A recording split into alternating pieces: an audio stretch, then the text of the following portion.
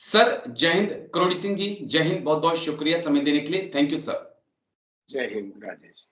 Thank you sir, आपने इतना कीमती समय दिया। दरअसल अमेरिका को लेकर मैंने बात करनी थी सर आपके साथ। खबर आ रही है कि डोनाल्ड ट्रंप ने डीआई पर बैन लगा दिया है।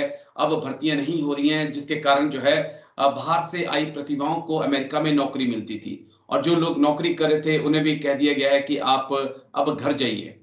पेड लीव उनको दे दी गई है। इसी बीच हमने एक और अहम तस्वीर देखी, जहां पर अवैध प्रवासियों को हाथों में जंजीरें, पैरों में जंजीरें डालकर जो है जहाजों में भरकर उनके देश पहुंचाया जा रहा है। और अमेरिका फर्स्ट को क्या जिस प्रकार से डोनाल्ड ट्रंप इसकी पैरवी कर रहे हैं, मैं व्हाइट सुपरमेसी से जोड़ सकता हूं, क्योंकि डोनाल्ड ट्रंप सीधे तौर पे कह रहे हैं कि अब अमेरिका की जो जॉब्स हैं वो सबसे पहले उन लोगों को मिलेंगी जो अमेरिकन्स हैं। इसको इस मुद्दे पर मैंने आपके साथ डिटेल से बातचीत करनी है सर। तो किस प्रकार से आप देखते हैं सर डीआई पर बैन, और साथ में अवैध प्रवासियों के हाथों में जंजीरें और पैरों में चेन सब? देखिए राजेश जी, सबसे पहले हमें पृष्ठभूमि के रूप में ट्रंप का व्यक्तित्व में क्या परिवर्तन आया 6 जनवरी 2021 के बाद, और उसके बाद जो कानूनी प्रक्रिया, जुडिशियल प्रोसेस उनके अगेंस्ट में चली, तो उन्होंने एक परसेप्शन डेवलप कर लिया कि अमेरिका का एस्टेब्लिशमेंट है वो पूरा उसके अगेंस्ट में है, इंक्लूडिंग लॉ एनफोर्सिंग एजेंसीज और जुडिशियल सिस्टम। दूसरा, उन्होंने ये सोच लिया कि दुनिया है वो अमेरिका को कमजोर कर रही है, दुनिया बर्डन है, अमेरिका से फायदा लेती है, रिटर्न में कुछ नहीं देती है। और इन दो अपनी विशेषताओं को, दो तरह के परसेप्शन से उन्होंने अपना पूरा कैंपेन किया। और उस कैंपेन में जो प्रेसिडेंशियल कैंपेन था, उन्होंने दो चीजों पे फोकस किया। एक तो जो अमेरिका के रिच लोग हैं जी, उनको टैक्स एग्जेम्पशन की बात की, और ये कहा कि जो आप पे बर्डन वाली पॉलिसीज थी उनको मैं रिमूव करूंगा। और दूसरा, जो अमेरिकन लोग थे जो माइग्रेंट्स की तुलना में कम एफिशिएंट हैं, कम एक्टिव हैं, उनको ये अश्योरेंस दिया कि आपके लिए एम्प्लॉयमेंट अपॉर्चुनिटी और अमेरिका को मैं महान बनाऊंगा, मेक अमेरिका जी, ग्रेट अगेन। और इन्हीं आधार पे जब वो शपथ ले लिया, तो जो उन्होंने चुनाव के दौरान वादे किए थे, जो कुछ एक तरह का मुझे कहना चाहिए कि रेटोरिक थे, पॉलिटिकल रेटोरिक जिनको हम जुमला कहते हैं यहाँ, जी, तो उनको लागू करने की प्रक्रिया शुरू करनी थी। और उसी में उन्होंने कहा कि ये DEI है, ये जो रेडिकल, क्योंकि उनका परसेप्शन ये है कि अमेरिका की यूनिवर्सिटीज में भी रेडिकल मार्क्सिस्ट प्रोग्रेसिव घुस गए हैं जो अमेरिका के अगेंस्ट में हैं।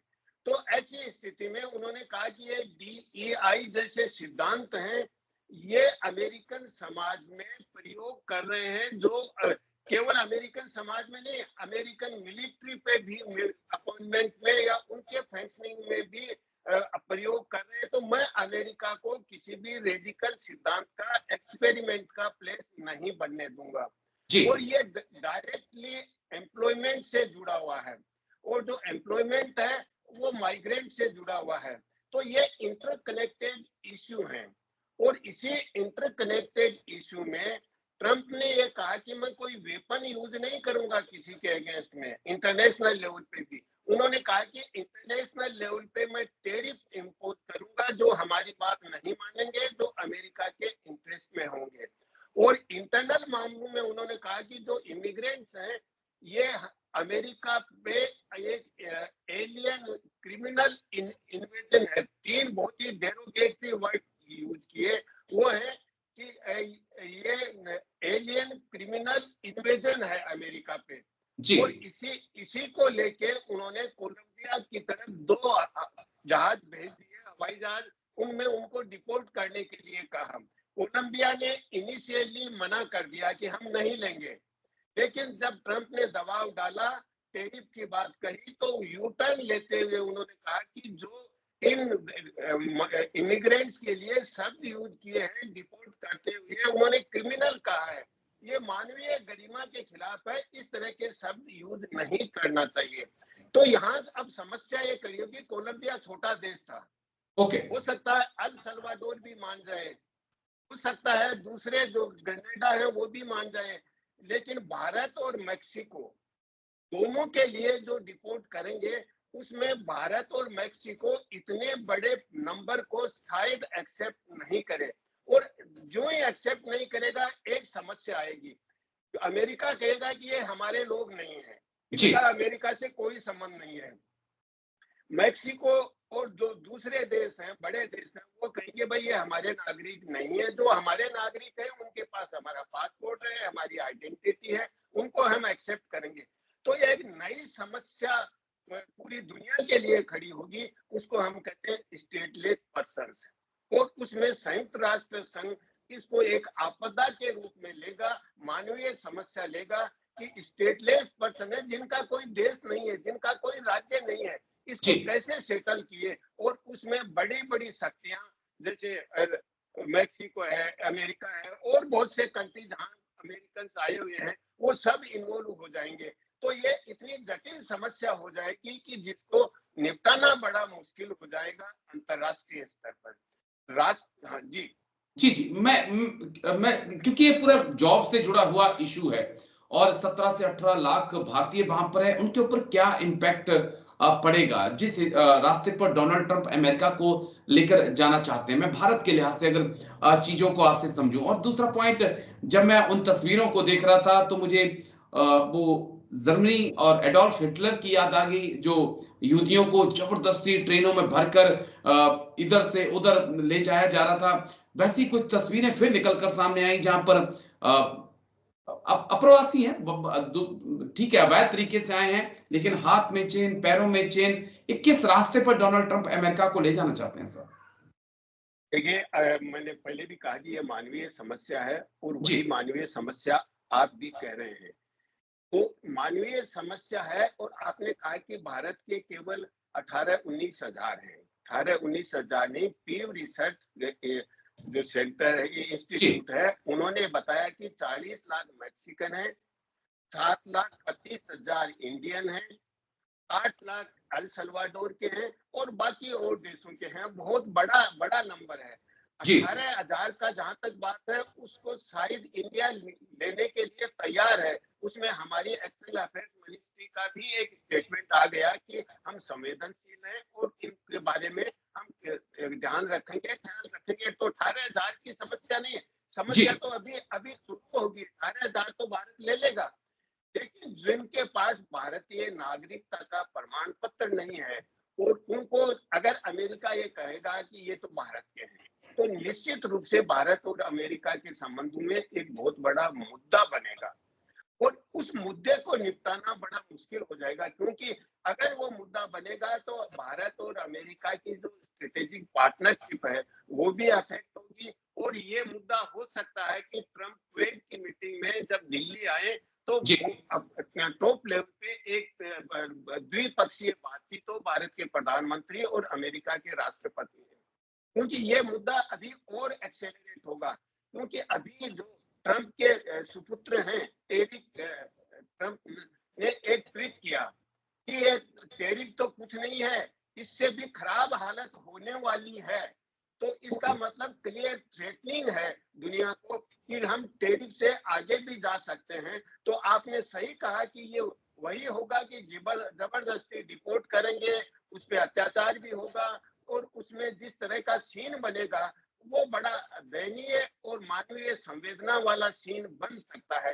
क्योंकि अभी भी बहुत से वीडियो आ रहे हैं जिसमें इमिग्रेंट्स रो रहे हैं, हमने बड़ा मुश्किल से अपार्टमेंट बनाया था, अब जी। हमारा पूरा परिवार जाएगा, हम कहाँ जाए, रोते हुए दिखा रहे हैं। वीडियो आ रहे हैं, ऐसे अभी से शुरू हो गए हैं।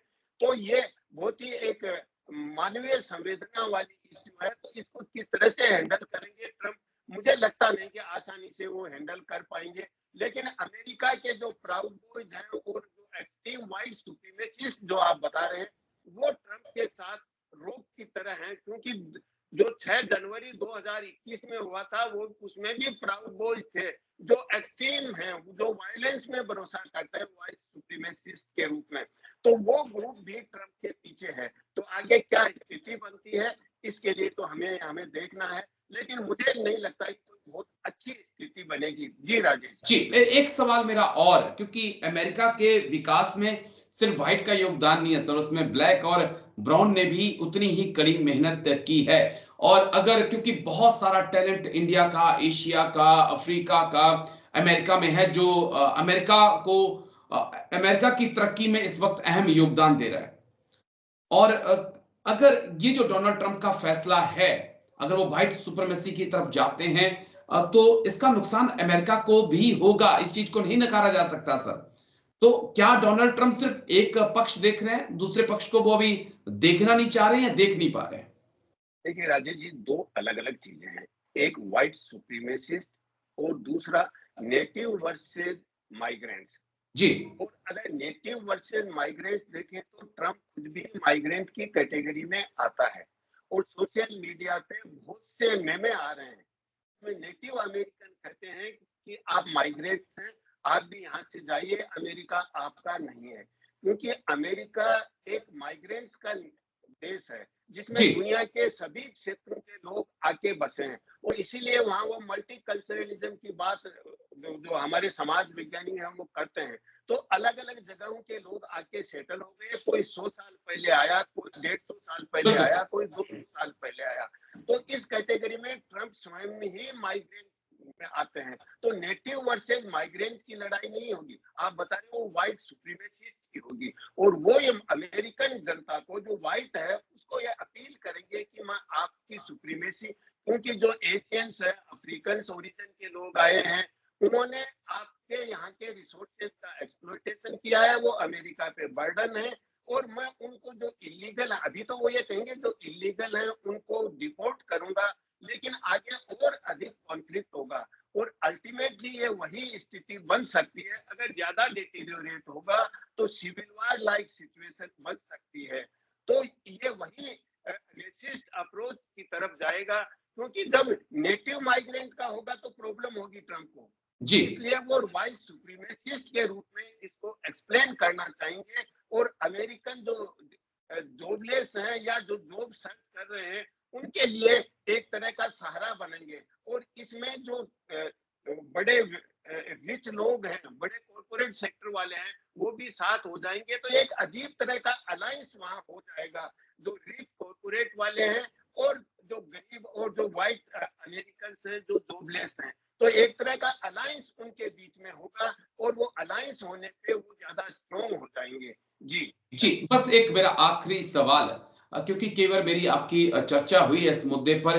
आप हमेशा कहते हैं कि एक राष्ट्रवाद की लहर जो है वो दुनिया भर में चल रही है। क्या अब अमेरिका राष्ट्रवाद से आगे बढ़कर अति राष्ट्रवाद या उग्र राष्ट्रवाद की तरफ बढ़ रहा है?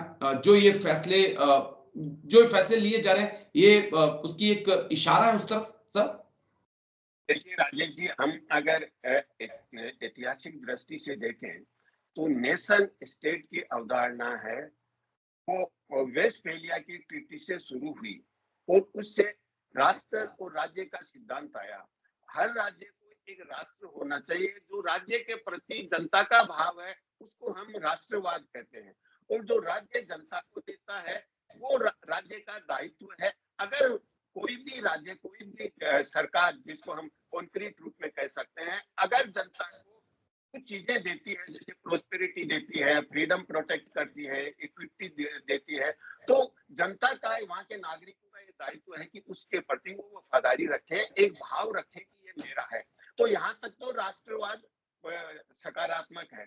लेकिन जब राष्ट्रवाद एक घृणित रूप ले ले, इंटरनल मामलों में अलग अलग समुदाय हैं, एक समुदाय पूरे स्टेट को या राष्ट्र को डोमिनेट करने लग जाए और दूसरों के प्रति घृणा फैलाए, तो हर राष्ट्र में एक हिंसा का वातावरण बन जाएगा। ये तो राष्ट्र के लेवल पे हुआ।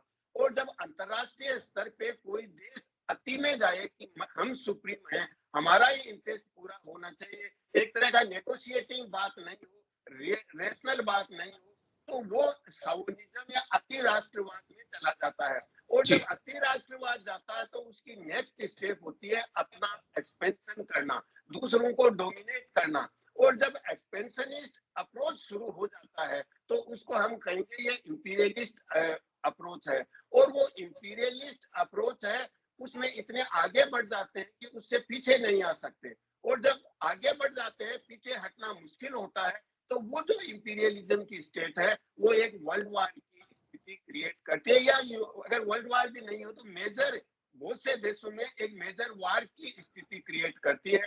उसमें कुछ देश एक साइड में हो जाते हैं, कुछ देश दूसरी साइड में हो बिल्कुल जाएंगे। सर। तो ये केवल गेम नहीं होगा, दो पार्टियां दो टीम गेम खेल रहे हैं, वैसा नहीं होगा।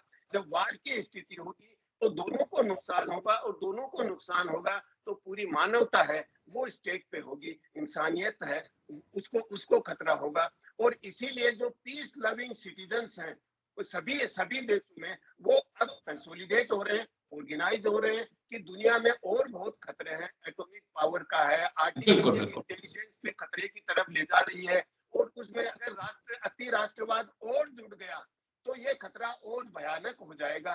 इसलिए विभिन्न देशों में इस तरह के अलायंस बन रहे हैं कि हम पीस की तरफ जाएं, और इस तरह की जो प्रवृत्तियां उभर रही हैं उनसे किसी न किसी रूप में रोका जाए, राष्ट्रीय स्तर पे भी और अंतरराष्ट्रीय स्तर पे भी। जी राजेश जी, ये देखना होगा डोनाल्ड ट्रंप अमेरिका को किस तरफ ले जाते हैं, क्योंकि जिस तरफ अमेरिका जाएगा उसी तरफ हमने देखा है पिछले 7 दशकों में कि दुनिया भी उसी तरफ चलती है। अगर अमेरिका टकराव के रास्ते पे जाता है तो निश्चित मानिए कि एक बड़ा टकराव दुनिया में फिर हो सकता है। लेकिन सब कुछ डोनाल्ड ट्रंप के फैसलों पर डिपेंड होगा। लेकिन आप आए सर और इतनी बारीकी से आपने इस मुद्दे पर आज बात रखी, इसके लिए बहुत-बहुत शुक्रिया सर। Thank you. जय हिंद sir. Thank you. Thank you.